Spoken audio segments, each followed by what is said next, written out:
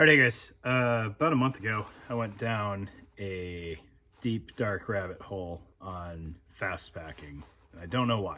And I still haven't fully recovered. My YouTube algorithm is all screwed up. I'm still getting ultralight backpacking videos like crazy. I am a notorious overpacker, and I read a really good Reddit post from Innocuous Transition about mountain ops, I guess, probably the best way to say it, and what kind of kit was working for him and his team. And it made me realize that I go too heavy on sustainment stuff. So I think that's what spurred it, but I don't know for sure.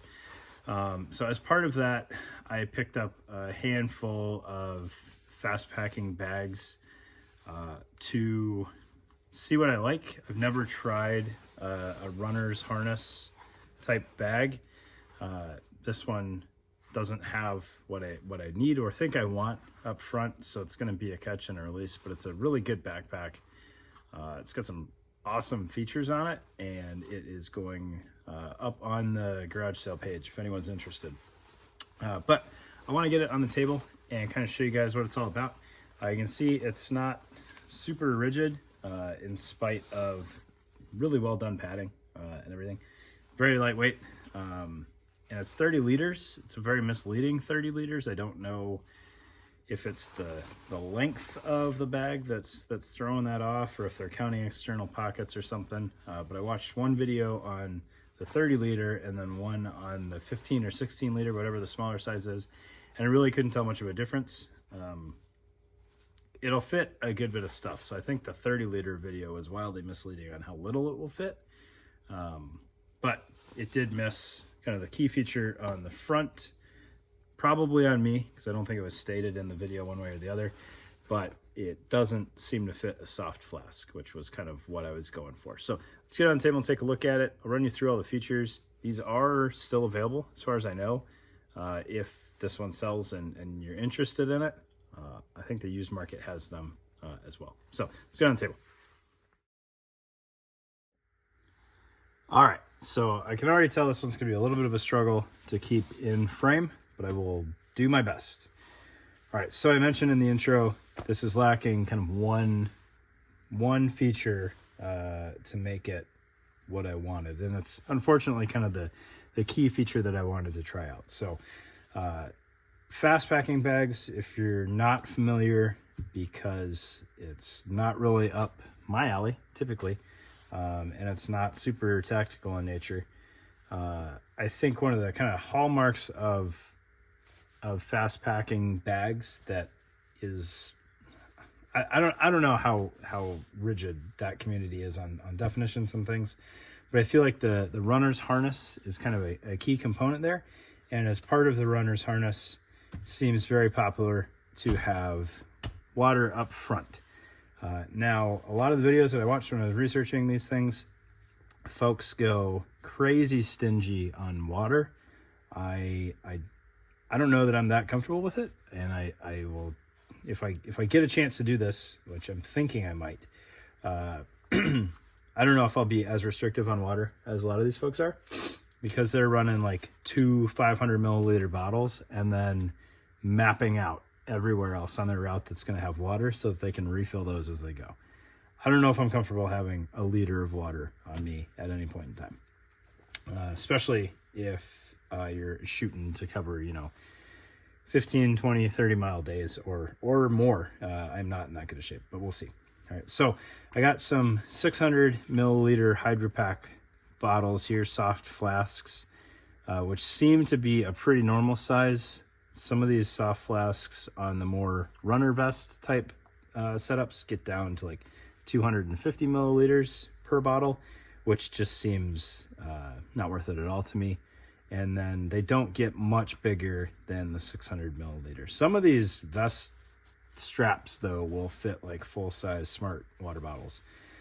But this one does not appear, unless I'm doing something wrong, to fit this 600 milliliter soft flask. So I can kind of get it started in this pocket, but it never really settles down, especially not when worn. And that's the one that would make sense to me, is the higher one. But then there's dual lower pockets, and those, even if this would go in there, it's only going to hold the top couple inches or bottom couple inches of the flask and just really not do it justice. So that was kind of the buzzkill to me. I want to try that feature, and I think to get good at this, you got to do it a lot. And if you're doing it a lot, you're probably doing it more as exercise than training, and water is kind of important for that. All right, so soft flask, at least 600 milliliter is out. A 500 milliliter or 400 milliliter, I think, is going to be about the same width, which seems to be part of the problem here. Could I drink some of this down and squish it in here? Maybe, but then it's only one. So this is what I think is supposed to be the bottle pocket, and that's not mirrored on the other side. That said, I do think this is a really cool pack, and it's really well done. I want to run you guys through the features. On the table as opposed to on me. The other video on YouTube is on the gentleman, and it's a very well done video, but I think you miss some of the details because it's set back a little ways. So looking at this thing, I'll start kind of with the frame here. I think it is really nicely done. It should show up pretty well, but you've got this kind of hydrophobic closed cell mesh in here. It is, or foam, I should say. The mesh is obviously not hydrophobic or closed cell, but the kind of padding in here, I don't think it's going to retain any water, and then it has relief cuts in it to allow airflow. I think that is very well done, and it is kind of segmented, so you have kind of natural breaks as it curves around you, and that continues up through the back panel, which also has those relief cuts in it. And I have no reason to believe that this wouldn't ventilate really nicely. Obviously, don't have any time with it because it didn't meet my needs, and I don't want to stink it up or sweat it up or ruin it before I have a chance to send it on to somebody that can't use it. All right, it has nice wider, they're not huge, shoulder straps here, and it takes a lot of the comfort in kind of the width and the vest style versus excess padding. So there's very little padding in these shoulder straps, except for right at the very top where it goes over your shoulder. It has that same kind of relief cut foam in there as well. It does have load lifters on it, which is pretty sick for a pack this size to have load lifters, so that you can really cinch this down to your body exactly where you want it. The frame doesn't appear to have any kind of height adjustment, so this is large for what it's worth, but it does have the load lifters that are tied down nice and far down the shoulder strap, so you've got plenty of room to adjust that and make it work for you. I'm not quite sure what the goal with this kind of pass-through here is. Maybe running trekking poles through there, or hydration tube. That's a good pass through for hydration tube, which it has a pocket for it, or just kind of shoving like a buff or a pair of gloves in there or something like that. Moving further down on the front, so we kind of already talked about the water bottle pocket, and then the lower pocket. The lower pocket appears to be mirrored on both sides. This one, instead of the bottle pocket, has a zippered pocket, which would probably fit a phone. Obviously, I record on my phone, so I don't have a phone to try in there. Not a Max or anything like that, but a standard size phone will probably fit in there. Or some snacks, some gels or what have you. And then you have this ladder here for your dual sternum straps. These just pop off of each increment here, and then you can move them up and down. You can put them as close together as you want or as far apart as you want. Nice thin straps with some stretch in there, so there's some shock absorption, because most of these are designed to be run in, and you can see kind of that stretchy nature of that. Just enough stretch to be comfortable and not restrictive when you are breathing really heavy. And then the bottom tie off here, it's a little bit lost in the pocket here, but it's a dual strand bottom strap. So as you cinch that, it kind of brings in a couple points of contact, and there's You can get that as snug as you want there. These straps have a little bit of stretch throughout them. So while the sternum strap is actually stretchy, this one is not, but the strap will give you a little bit of relief there. And then you have kind of a unique feature for a bag of this type, which is this really wide structured waist belt. A lot of these bags don't have a waist belt at all, and if they do, it's usually an inch or an inch and a half of webbing. This one is pretty nice, again, with dual strand take up there.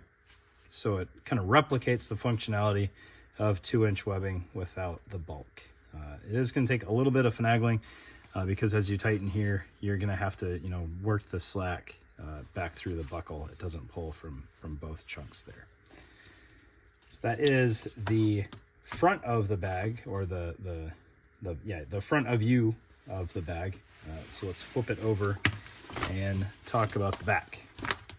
All right, this is one of the pieces that I kind of missed from the other gentleman's video that is by no means a deal breaker. It's kind of an interesting feature, is this rear pocket, which you can reach pretty easily with this thing worn, where you would typically have like a water bottle pocket or something like that. This passes through all the way to the other side of the bag. So this is all one tunnel here that goes kind of on the front face of the bag. So this is the bottom panel here if this thing was loaded.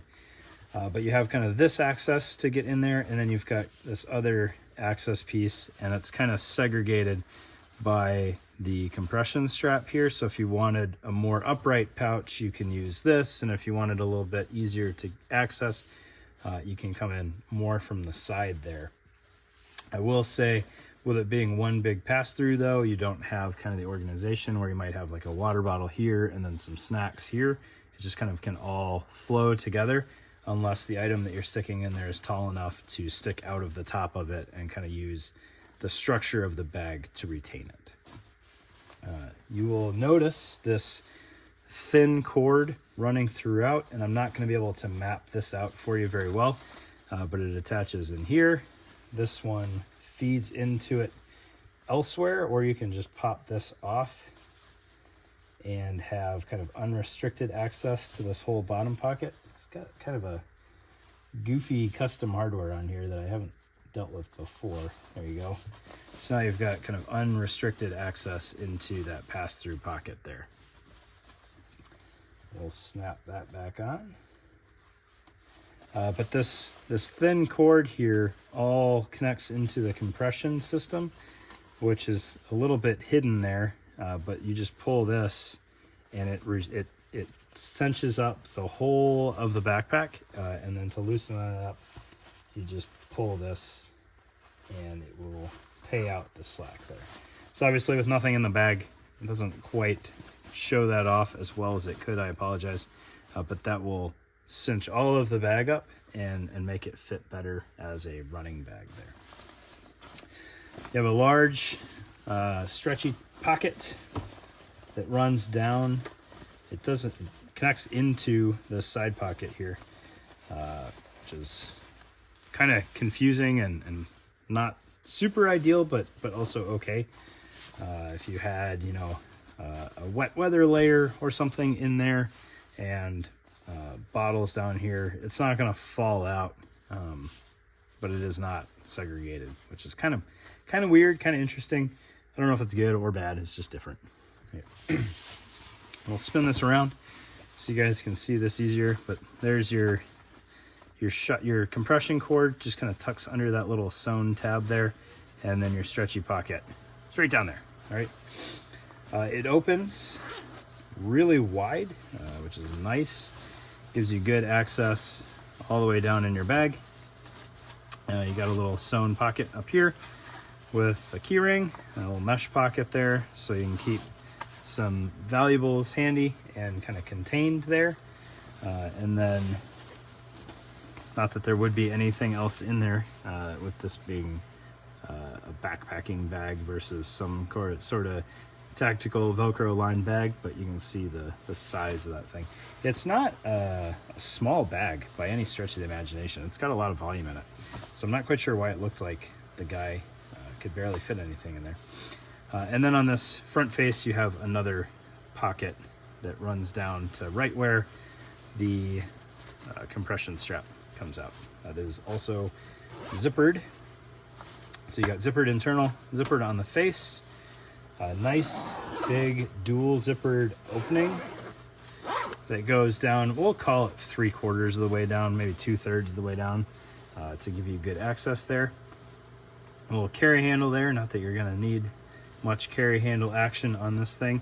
And then a hydration pocket that is behind the foam here, but segregated from the main body of the pack, with a little hanger tab in here for your hydration bladder. This is a pretty hardy size bladder pocket. It runs all the way down to the bottom of the bag, and is not short on volume by any stretch of the imagination. So if you wanted a 3-liter bag in there, you could absolutely fit one. I don't know if you could fit one of the wide plate carrier 3 liters in there. I don't know that I even have one of those anymore, but a taller backpacking style 3-liter will fit in there just fine for all of your water and hydration needs. It has kind of an interesting reinforced chunk up here, so that your load lifters are pulling the bulk of the bag towards you instead of just like this lip of the frame, or if this was just kind of floppy, just kind of pulling the top of the bag and not really doing anything. So it's pulling most of the bag towards you, which is really nice. All right, but there you go. That is the Black Diamond Pursuit 30 for 30 liter. I don't know if that includes the stretchy pocket in there. I have no way of measuring that, nor is there any real industry standard on how you're going to measure capacity. Some folks include external pockets, some include only the internal pockets, some include the vest straps, and then some like different units of measure, whether it be ping pong balls or sandbags or whatever. There's a whole bunch of different ways to do that. There's no real rhyme or reason. I don't know that anybody has tried to get an industry standard, but that's that. So if anybody's interested in this thing, hit me up on Instagram. It'll be available until it's not, and I'll post it up there too. Thanks, guys.